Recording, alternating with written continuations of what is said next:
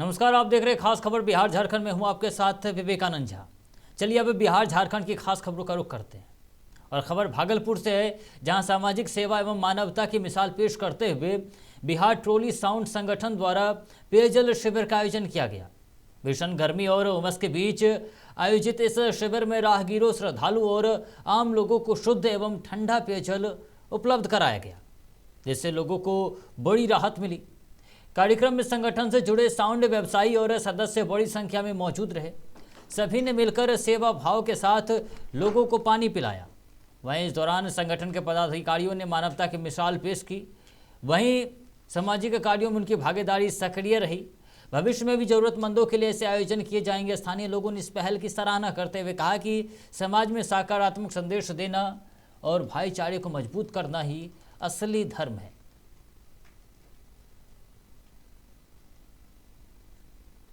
तो भागलपुर में पेयजल शिविर ने एक मानवता की मिसाल पेश की है, जहां पर राहगीरों को जल पिलाया गया। भीषण गर्मी में राहगीरों को जल पिलाने से राहत मिली है, जहां पर बिहार ट्रोली साउंड संगठन ने ये आयोजन किया। तो तस्वीर आपके सामने है, जहां पर सेवा भाव की एक मिसाल देखने को मिली, जहां पर राहगीरों को भीषण गर्मी में राहत देने के लिए उन्हें जल पिलाया गया। इसके बाद इस संगठन ने जो है वो राहत का काम किया है। इस दौरान राहगीरों को जल पिलाया गया। तस्वीर आपके सामने है, जहां सेवा भाव से आम लोगों को पानी पिलाया गया। इस दौरान राहगीरों की लंबी कतारें देखने को मिली और राहगीर बढ़ चढ़ कर इस दौरान हिस्सा लिए। तस्वीर आपके सामने है, जहां पर राहगीरों को जल पिलाया गया है। जहां पर भागलपुर में पेयजल शिविर से मानवता की मिसाल पेश की गई और इस दौरान सैकड़ों राहगीरों को जल पिलाया गया। भीषण गर्मी में राहगीरों को इससे राहत मिली है। वहीं बिहार ट्रोली साउंड संगठन ने ये आयोजन किया है, जिसमें सेवा भाव से आम लोगों को पानी पिलाया गया और इसमें लोगों ने बढ़ चढ़ कर हिस्सा लिया।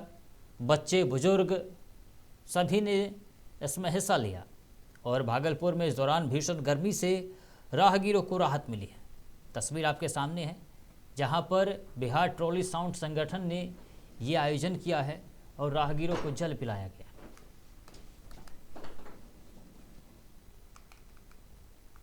वहीं बीजेपी ने आज कांग्रेस द्वारा लगाए गए आपातकाल की 51वीं बरसी को काला दिवस के रूप में मनाया है।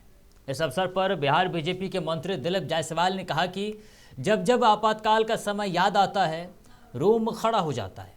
उन्होंने कहा कि उस दौर में लोकतंत्र की हत्या की गई थी और नागरिक अधिकारों को कुचला गया था।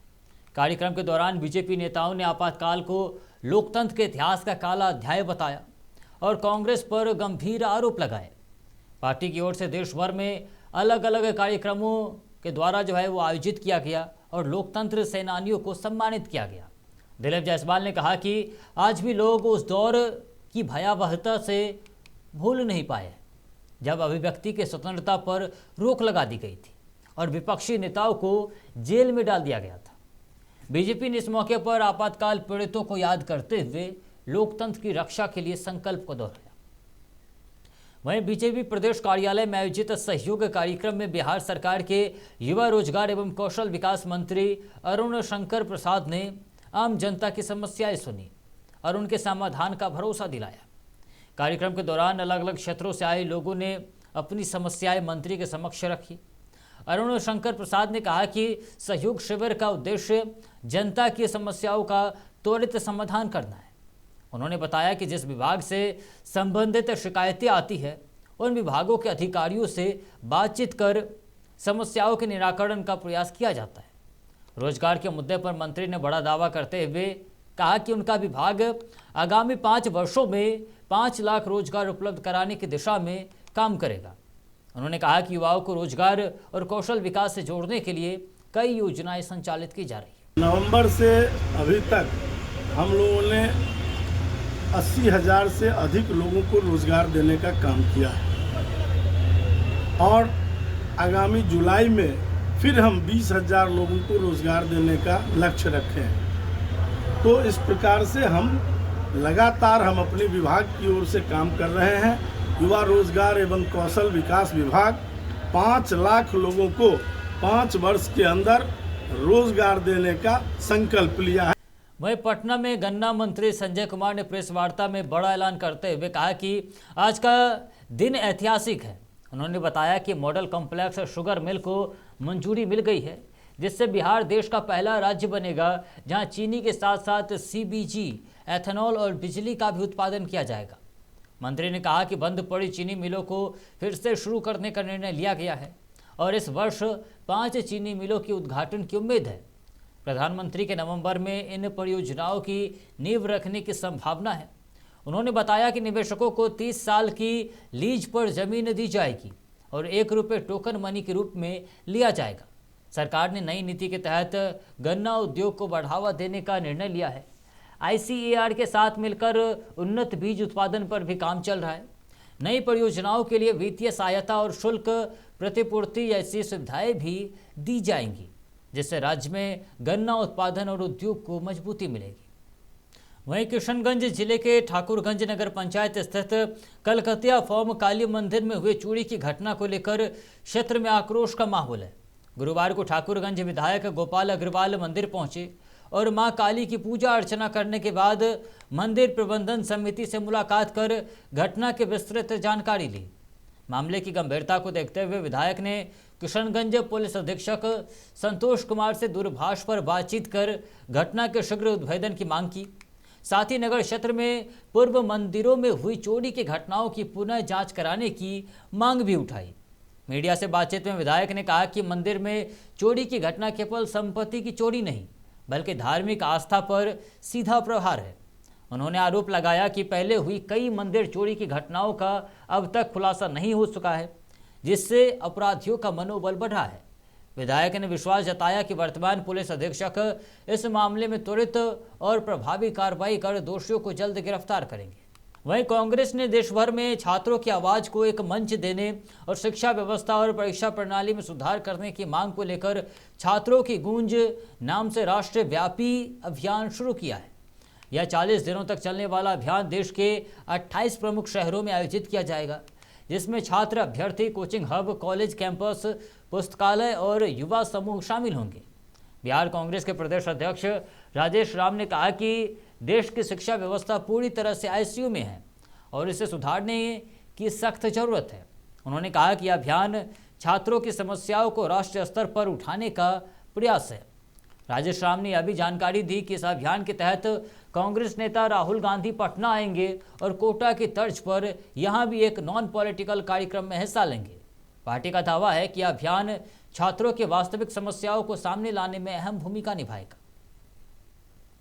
वहीं नालंदा के राजगीर में चोरी के आरोप में हुई मॉब लिंचिंग में 2 युवकों की पीट कर हत्या के बाद राजनीतिक सरगर्मी तेज हो गई है।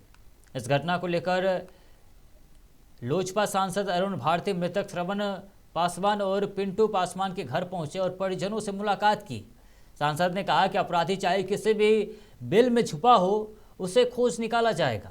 उन्होंने भरोसा दिलाया कि पुलिस प्रशासन और पार्टी कार्यकर्ता लगातार आरोपियों की तलाश में जुटे हैं। उन्होंने साफ कहा कि कानून को हाथ में लेने वालों को किसी भी हाल में बख्शा नहीं जाएगा। उन्होंने यह भी जानकारी दी कि अब तक इस मामले में कुल 5 लोगों को गिरफ्तार किया जा चुका है, जबकि एक आरोपी अभी भी फरार है। पुलिस की टीमें उसकी तलाश में लगातार छापेमारी कर रही है और इस घटना के बाद इलाके में तनाव का माहौल है और प्रशासन स्थिति पर नजर बनाए हुए। तब से ही हमारे नेता चिराग पासवान जी इसको संज्ञान में लेकर पीड़ित परिवार के लिए जो प्रयास किए हैं और लगातार दूर रहते हुए भी इन सारी घटनाओं को ध्यान में रख करके 5 अरेस्टिंग करवा चुके हैं। एक जो अरेस्टिंग बाकी है न्यायिक प्रक्रिया शुरू करने के लिए, उसकी भी अरेस्टिंग के लिए लगातार प्रयासरत है। उनके साथ ही साथ उन्होंने मंत्री लखेंद्र पासवान जी की तरफ से बच्चे की पढ़ाई के लिए, आगे की आजीविका के लिए उन्होंने बात की है और यह सारी चीजें अभी धरातल पर उतरती हुई दिखेंगी। हम लोगों ने DM साहब से भी बात की। इस न्यायिक प्रक्रिया में चिराग पासवान जी जिस तरह से मजबूती से लगे हुए हैं और उनके सिपाही के तौर पर हम लोग सत्येंद्र मुखर्जी जी, विजय पासवान जी, हमारे सारे प्रखंड अध्यक्ष, में भी यहाँ पर सभी लोग मजबूती से लगे हुए हैं। परिवार को हर तरह से प्रशासन। वहीं बाढ़ के उमानात गंगा घाट की सुरक्षा व्यवस्था एक बार फिर सवालों के घेरे में आ गई है। बंद पड़े सीसीटीवी कैमरों के कारण घाट पर चोरी की घटनाएं बढ़ने की शिकायतें सामने आ रही है। गुरुवार को नालंदा जिले से अपनी चाची के अंतिम संस्कार के लिए पहुंचे एक व्यक्ति के 4000 रुपये चोरी हो गए। पीड़ित ने बताया कि गंगा स्नान के दौरान उसने अपने पैंट जिसमें रुपए रखे थे एक चौकी पर रखी थी। लौटने पर पैंट पर और पैसे दोनों गायब थे। घटना के समय प्रशासन की टीम भी मौके पर मौजूद थी। हालांकि बताया जा रहा है कि पीड़ित प्रतिबंधित घाट पर स्नान करने के लिए चला गया था। इसके बावजूद इस घटना ने सुरक्षा व्यवस्था पर गंभीर सवाल खड़े कर दिए।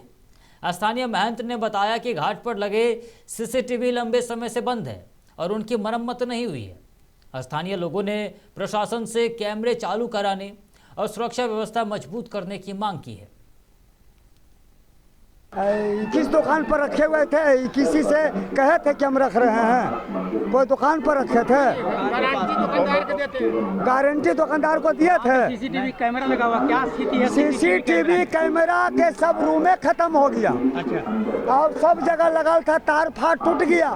हम उनसे कहे थे ये जो आप कैमरा तोड़वा रहे हैं, सीसीटीवी कैमरा मंदिर का समूचा संचालन गड़बड़ हो जाएगा, ये बाद में तोड़िएगा, पहले एगो के तोड़िए, एगो के रह दीजिए। लेकिन नहीं माना, जबरदस्ती तोड़ दिया। जहिया से टूटा है। हम लोग आए थे यहाँ पे गंगा नहाने के लिए, माँ को जलाने के लिए, और यहाँ पे हम लोग कपड़ा खोले और पैसा जो सामान बेचता है वो पैसा हम लोग के 10,000 रुपया चोरी कर लिया है। और वो चैन का अंगूठी था, अंगूठी को बना के रखे थे, हालिया ले लिया है, वही अकारा नहीं लिए हैं। हम लोग को मारने के लिए और धमकी दे। ये पंडित जी के पास ये तो कह रहा कैमरा नहीं चलेगा। क्यों नहीं चलेगा कैमरा? ये कौन सा लागू है जो कैमरा? वहीं तिलका मांझी भागलपुर विश्वविद्यालय यानी TMBU के सीनेट हॉल में विश्वविद्यालय प्रशासनिक अधिकारियों और पेंशनरों के संघर्ष मंच के शिष्टमंडल के बीच पेंशन संबंधी समस्याओं को लेकर संवाद हुआ। और इस दौरान संवाद में बैठक में पेंशनरों ने गंभीर आर्थिक संकट की स्थिति को सामने रखा और बताया कि किस तरीके से वे आर्थिक संकटों से जूझ रहे हैं। पेंशनर कर्मचारी ने बताया कि विश्वविद्यालय में लगातार पेंशन भुगतान में देरी हो रही है, जिससे करीब 2700 पेंशनर और उनके परिवार आर्थिक संकट से गुजर रहे हैं। उनका कहना था कि बीते करीब 5 महीनों से पेंशन का भुगतान नहीं हुआ है, जिससे जीवन यापन मुश्किल हो गया है।